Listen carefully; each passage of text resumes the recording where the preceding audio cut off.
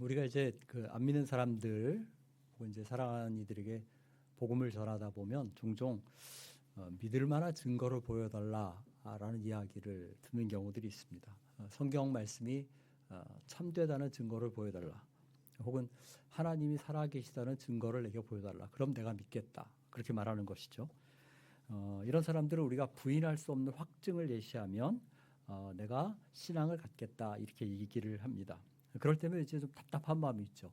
어쩌면 내게 놀랄 만한 이적을 베풀 만한 능력이 있다면, 모세 같은 능력이 있다면 하는 생각을 하게 됩니다. 그래서 상대방이 깜짝 놀랄 만한 이적을 눈앞에서 베풀어 보이면 얼마나 좋을까. 그럼 저 사람이 믿을 텐데 이렇게 생각을 하죠.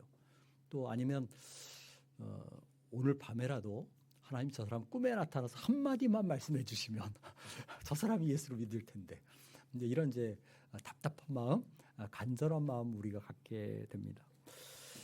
어떤 때는 이제 우리 자신이 이런 확증을 갖게 되기를 바랄 때도 있습니다.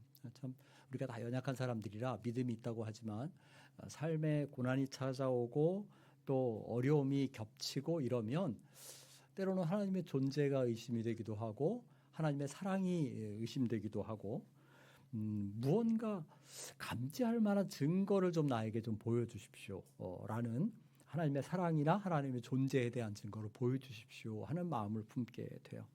우리의 눈이나 귀나 오감으로 느낄 수 있는 무언가를 달라 이렇게 하나님 앞에 바라게 되죠.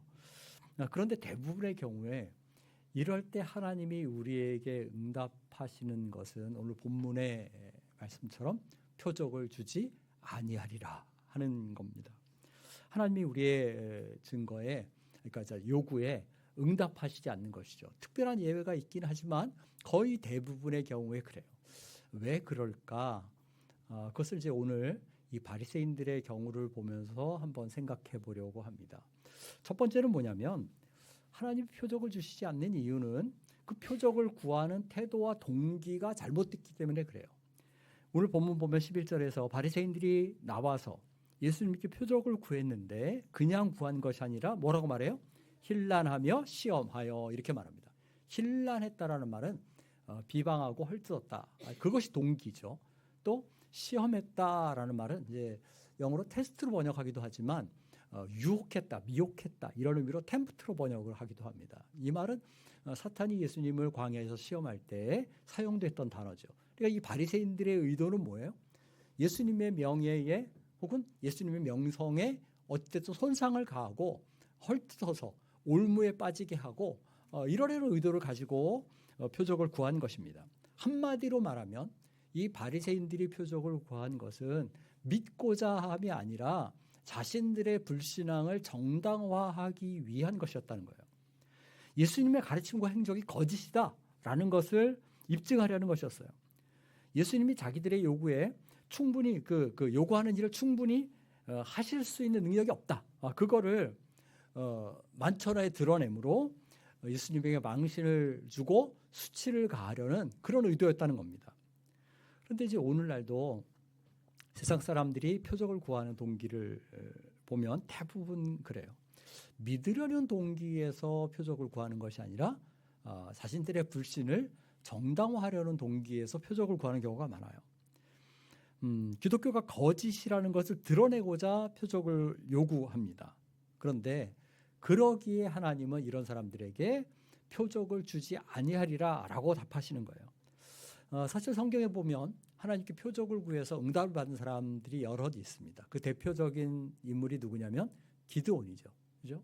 미디안과의 전쟁을 앞두고 있었을 때 기드온은 두려움에 염려에 사로잡혀 있었어요. 그래서 양털 한 뭉치를 타작마당에 갖다 놓고 하나님께 표징을 구하죠. 처음에는 뭐라고 기도합니까? 하나님, 양털에만 이슬이 내리게 해주십시오. 이렇게 기도해요. 그러니까 하나님이 어떻게 해요? 기드온의 요구에 응답하셔서 양털에만 그 이슬이 내리고 그 주변에는 내리지 않도록 그렇게 하십니다. 그런데도 기드온은 또다시 표징을 구하죠. 하나님, 이번에는 반대로 좀 해주세요. 그래서 양털은 마르고 타작마당은 젖게 해주세요. 이렇게 요청합니다. 하나님이 이번에도 기드온의 요구에 응답하셔요. 이 기드온의 요구는 어떤 면에서 보면 하나님을 전적으로 신뢰하지 못하는 것이다 라고 말할 수 있어요. 왜냐하면 하나님은 이미 기드온에게 충분히 말씀하셨고 충분히 증거를 보여주셨어요. 그런데도 하나님 앞에 기드온이 표징을 구한 것은 지나친 면이 있습니다. 그런데도 불구하고 하나님이 왜 기드온의 요구에 응답하셨을까? 왜 표징을 주셨을까? 그건 가만히 보면 기드온은 불신을 정당화하고 강화하기 위한 것이 아니라 자신의 믿음을 더 분명하게 하기 위해서, 확신을 갖기 위해서 하나님 앞에 표징을 구한 것입니다. 기드온의 마음에 근본적으로 자리 잡고 있었던 것은 하나님을 부인하려는 마음이 아니라 하나님에 대해서 굳은 확신을 갖고자 함이었어요. 기드온만 그런 것이 아니라 우리가 믿음의 조상이라고 부르는 아브라함의 경우도 마찬가지입니다. 창세기 15장을 보면 하나님이 아브라함에게 내 몸에서 날 자가 내 후손이 되리라 라고 말씀하시는 것을 봐요. 이때는 이삭이 태어나기 전이죠. 그러면서 말씀하시기를 내 자손이 하늘의 무별과 같을 것이다. 그리고 이 가나안 땅을 내게 소유로 줄 것이다 라고 말해요.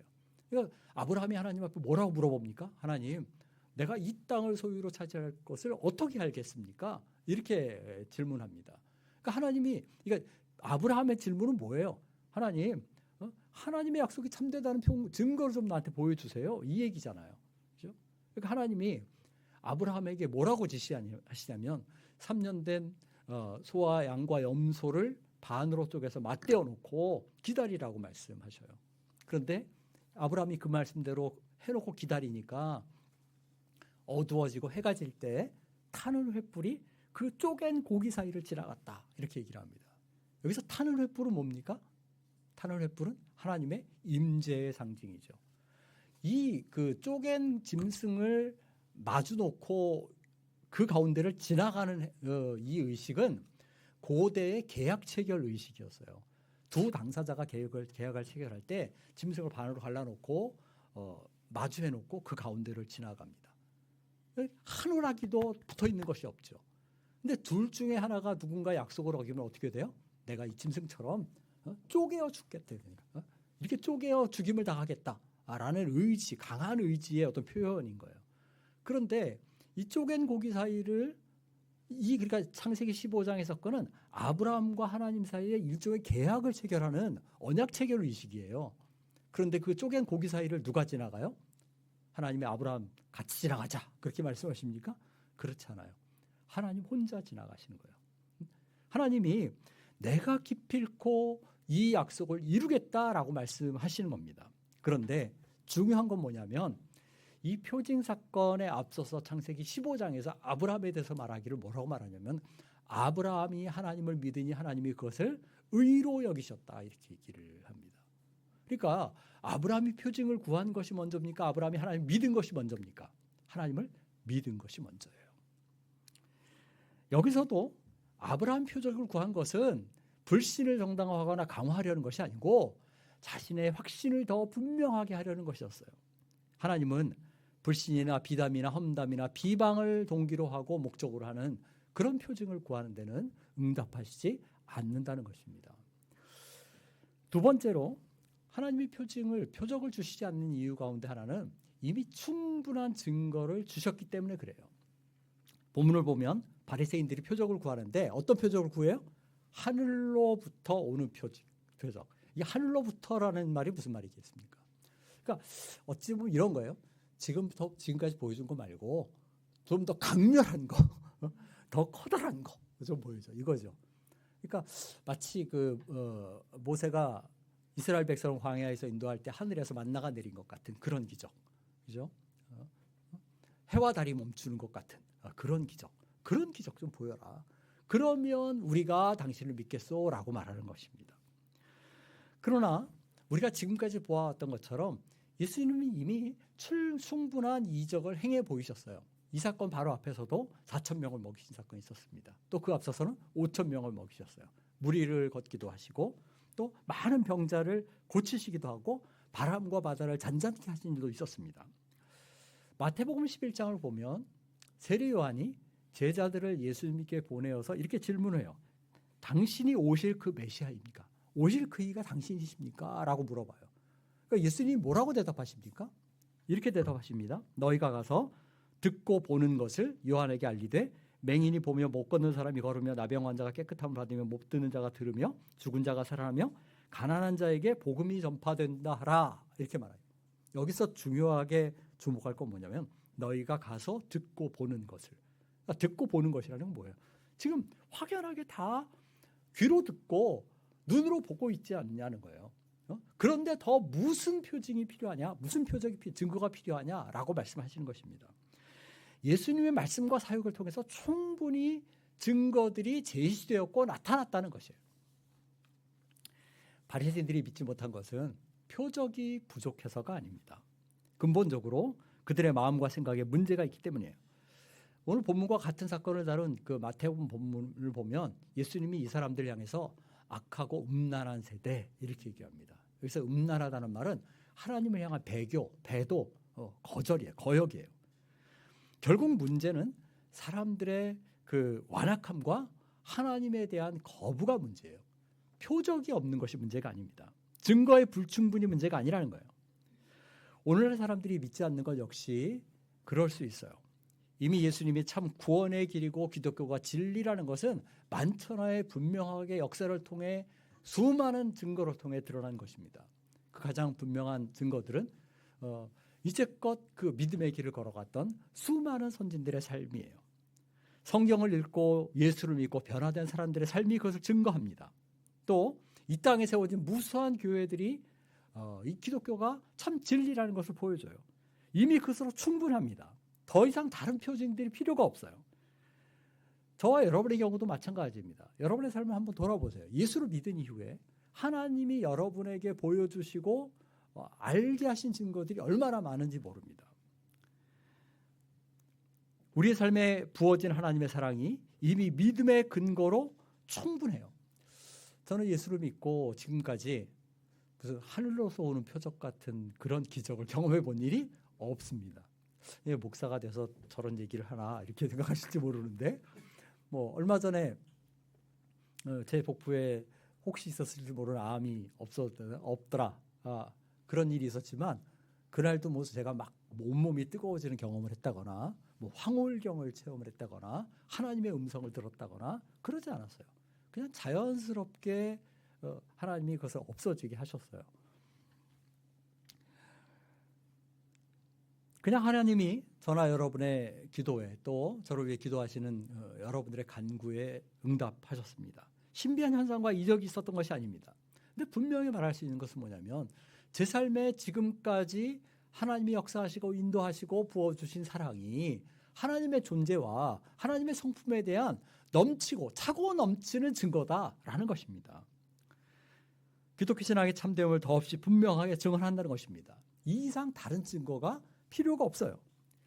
예수님의 비유 중에 보면 거지와 나사로의 비유가 부자와 나사로의 비유가 나와요. 그죠? 호의호식하던 부자가 죽고 문전걸실하던 거지 나사로도 죽어서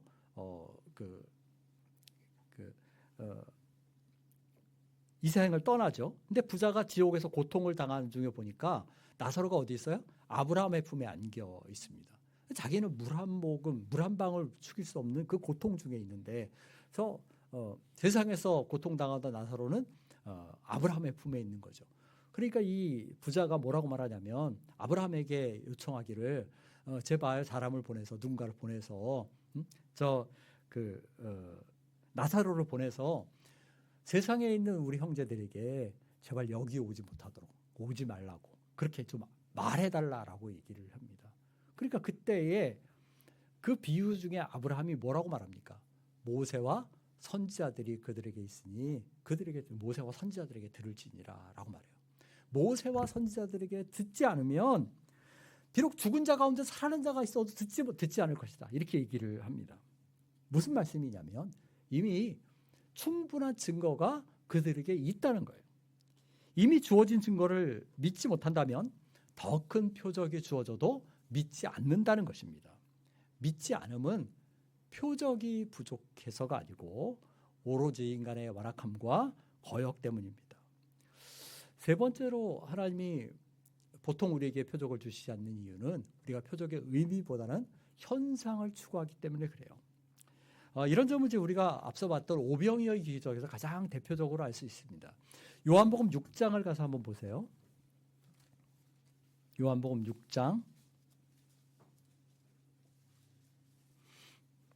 14절, 15절. 그 앞부분은 이제 오병이어의 기적입니다. 그래서 13절에 보리떡 5개로 먹고 남은 조각이 12바구니에 찼더라라고 말합니다. 14절, 15절 읽습니다. 시작. 그 사람들이 예수께서 행하신 이 표적을 보고 말하되 이는 참으로 세상에 오실 그 선지자라 하여더라. 그러므로 예수께서 그들이 와서 자기를 억지로 붙들어 임금으로 삼으려는 줄 아시고 다시 혼자 산으로 떠나가시니라 라고 말합니다. 자, 근데 이어지는 문맥을 보면 예수님이 따라가셨는데 사람들이 예수님을 막 열광적으로 추종해서 따라가는 것을 보게 됩니다. 26절, 27절 보세요. 예수님이 그 현상을 보고 뭐라고 대답하십니까? 같이 읽겠습니다. 시작.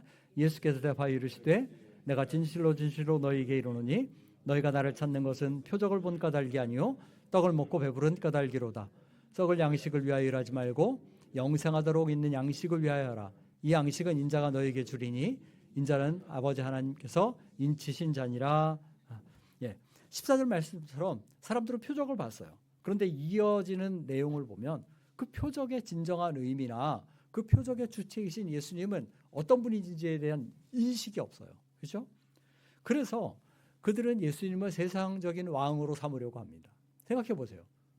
적은 분량의 양식을 가지고도 음식을 막 이렇게 늘리면 그 왕국은 어떻겠어요? 먹을 거 걱정이 없겠죠. 그런 왕이 다스리는 나라라면. 그렇죠? 그러니까 예수님은 어떻게든 자신들의 왕으로 삼으려는 것이죠. 그들은 예수님이 생명의 떡이시고 영혼의 양식이라는 것을 알지 못하고 단지 자신들의 육신의 배를 불리려는 이기적인 욕망에서 예수님을 따른 것입니다. 마가복음 우리가 보는 이 내용을 쭉 보게 되면 예수님이 표적을 해가시면서 사람들에게 거듭거듭 뭐라고 말하냐면 이 일에 대해서 사람들에게 세상에 알리지 말라라고 당부하셔요. 왜 그럴까요? 사람들이 예수님의 메시아 되심에 대해서 오해할까 봐 그러는 것이죠. 예수님이 마치 육신적인 이스라엘 왕국의 그 왕으로 온 것처럼 정치적인 혹은 사회적인 병을 고치는 그런 메시아로 온 것처럼 오해할까 봐 그런 당부를 하시는 것입니다. 그러니까 그 이적의 이면에 있는 의미를 이해하기보다는 이적 자체의 그 현상에 이끌리고 현혹될까 봐 주님이 그런 당부를 하시는 거예요. 이것은 오늘날도 마찬가지입니다. 하나님이 오늘날도 긍휼하심으로 우리에게 어떤 이적을 베푸실 때가 있어요. 이게 잘 들으셔야 됩니다. 제가 지금 뭐라고 말했냐면 하나님이 오늘날도 우리에게 이적을 베푸실 수 있는데 병을 고칠 수도 있고 신비한 현상을 경험하게 하실 수도 있어요. 그런데 무엇 때문이다? 하나님의 긍휼하심 때문이다. 이건 무슨 얘기냐면 성경시대의 이적과 오늘날의 이적은 성격이 다르다는 거예요. 성경시대의 이적은 계시의 의미가 있어요. 성경에 기록된 이적들은 그 이적 자체가 하나님의 어떠하심이나 하나님의 어떤 계획이나 뜻을 보여주는 면이 있습니다. 근데 오늘날 우리가 경험하는 이적들은 하나님의 어떤 그 비상한 섭리, 특별한 은혜예요. 우리를 불쌍히 여겨서 긍휼히 여기셔서 베푸시는 것이죠. 이런 면에서 성경 이적과 오늘날의 이적은 성격이 다르다는 거예요. 그러나 그럼에도 불구하고 아주 특별한 때에 하나님이 저와 여러분의 삶에 비상하게 개입하시는 경우들이 있어요. 그런데 그럴 때도 사람들은 대부분 그 이적의 이면에 계시는 하나님을 주목하기보다 혹은 그렇게 베푸시는 하나님의 사랑에 눈을 돌리기보다 어쩌면 신비한 현상 자체에 이끌리는 경우가 많다는 거예요. 하나님이 우리에게 의도하시는 궁극적인 목표는 우리가 단순히 이적적으로 병을 고치는 것이 아니죠. 우리의 영혼이 고침을 받기를 원하시는 것이죠. 우리가 만약에 육신의 병은 고쳤는데 영혼의 병을 고치지 못했다. 그럼 그것만큼 비참한 일이 없어요. 간혹 보면 늘 꿈이나 환상이나 신비한 음성을 통한 인도하심만을 구하는 사람들이 있습니다. 이런 사람들은 이렇게 하죠. 내가 하나님 어느 학교를 가야 할까요? 우리 아이가 어느 학교를 지원해야 할까요? 내가 누구와 결혼해야 할까요? 근데 누구와 결혼해야 할까요를 그러니까 넓은 의미에서 물어보는 거는 괜찮아요. 어느 학교를 갈까요? 도 넓은 의미에서. 예를 들면 뭐 전공을 어떤 걸 할까요?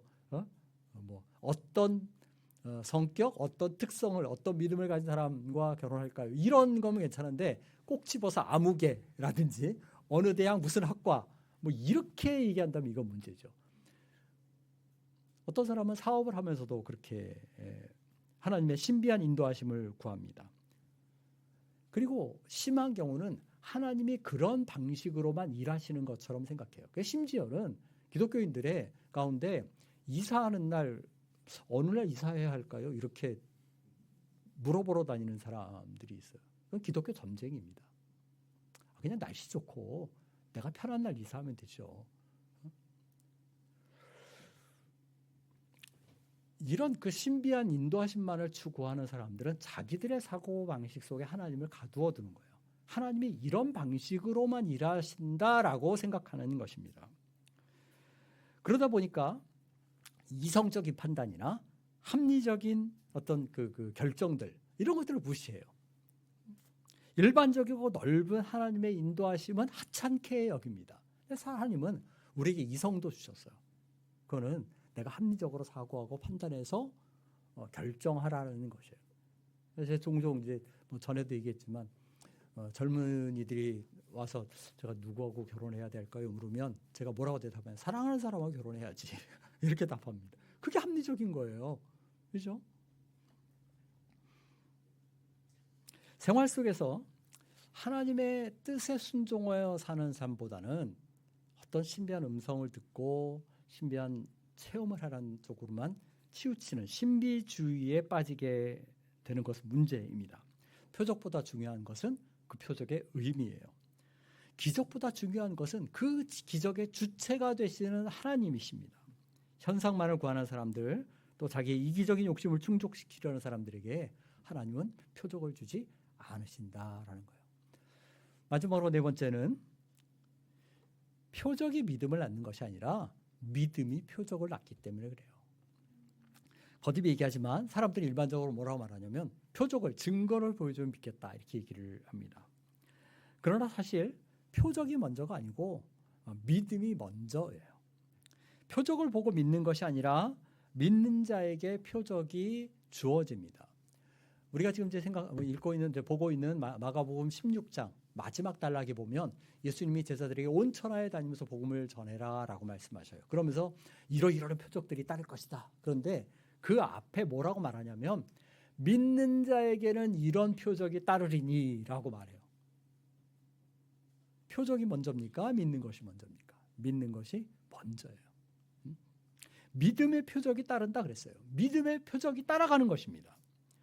물론 간혹 표적이 믿음을 촉진하고 강화하고 유발하는 경우도 있어요. 그런 예 중에 하나가 나사로, 요한복음 아까 비유에 나오는 거지 나사로가 아니라 실제 인물인 나사로죠. 요한복음 11장에 보면 이 나사로는 죽었다가 소생하는 극적인 경험을 합니다. 그런데 12장을 보면 그 죽었다 살아난 나사로 때문에 많은 사람이 예수님을 믿었다 이렇게 얘기를 해요. 이렇게 표적 때문에 사람들이 예수님을 믿는 경우도 있긴 해요.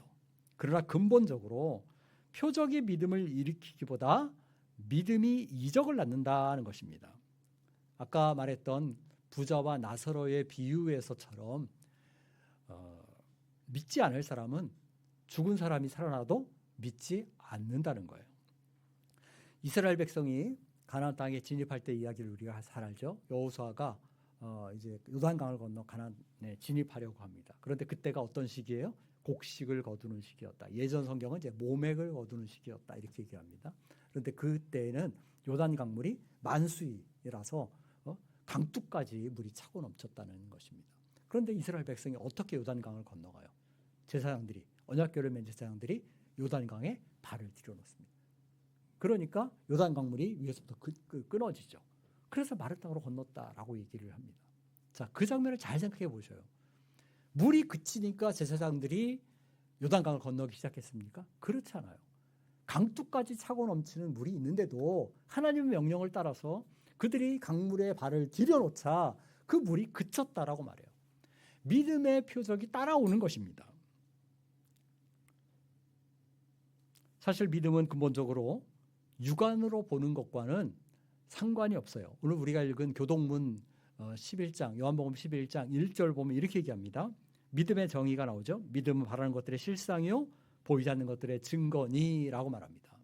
그런데 그 말을 공동번역은 이렇게 번역합니다. 믿음은 우리가 바라는 것들을 보증해주고 볼 수 없는 것들을 확증해 줍니다 라고 말합니다. 자, 잘 보세요. 보증과 확증이 있기 때문에 믿는다고 말하지 않고요. 우리가 믿는 것이 그 보지 못하는 것을 확증해 준다라고 얘기를 해요. 그러니까 믿게 되면 우리가 가지고 있는 소망에 대한 확신을 갖게 된다라는 거예요. 볼 수 없는 것에 대한 확증도 갖게 된다라고 말합니다. 그러니까 보아야 믿는 게 아니라 믿어야 본다라는 겁니다. 표적을 구하는 바리새인들을 보고 주님은 깊은 한탄을 하셨어요. 그리고 그것을 떠나십니다. 그들에게 말하기를 표적을 주지 아니하리라라고 말씀하셔요. 그것은 근본적으로 처음에 말한 것처럼 그들의 잘못된 동기와 태도 때문이었어요. 이미 그들에게 충분한 증거가 주어졌기 때문입니다. 그들이 표적의 의미와 이면을 보기보다는 현상을 추구하기 때문에 표적을 주지 아니하리라고 하셨어요. 무엇보다 그들의 불신앙 때문이었습니다. 오늘날 우리가 하나님 앞에 증거를 요구할 때 어떤 태도로 어떤 동기로 구하는지를 한번 돌아봐야만 합니다. 표적을 구하는 우리로 인해서 주님이 깊은 한탄을 하시진 않을까. 거듭 말하지만 믿음은 근본적으로 무언가를 보는 것과는 상관이 없어요. 부활하신 예수님이 제자들에게 나타났을 때 그 자리에 누가 없었어요? 도마가 없었어요. 그죠? 그 다른 제자들이 예수님의 부활을 아무리 얘기해도 도마는 뭐라고 말합니까? 내가 직접 예수님 보고 그거 못 잡고 그걸 만져봐야 나는 믿겠다라고 말합니다. 예수님을 직접 목격하고 만난 다음에 도마가 비로소 나의 하나님이십니다라고 고백하죠. 근데 그때에 주님이 도마에게 뭐라고 말해요? 너는 나를 본고로 믿느냐? 보지 못하고 믿는 자들이 복되도다라고 말씀하셔요. 저는 여러분들이 제발 봐야만 믿겠다고 우기지 않으시기를 바랍니다. 내가 경험해야만, 더 구체적인 증거가 있어야만 믿겠다고 뻗대거나 고집 피우지 마시기 바랍니다. 주님이 오늘도 저와 여러분에게 똑같은 말씀하셔요. 너는 보지 못하고 믿는 것이 더 복되다라고 말씀하십니다. 여러분들의 복된 믿음을 포기하지 않으시고 이것을 하찮게 여기지 않는 우리 한누리 가족들 되시기를 간절히 바랍니다. 찬양하겠습니다. 545장입니다.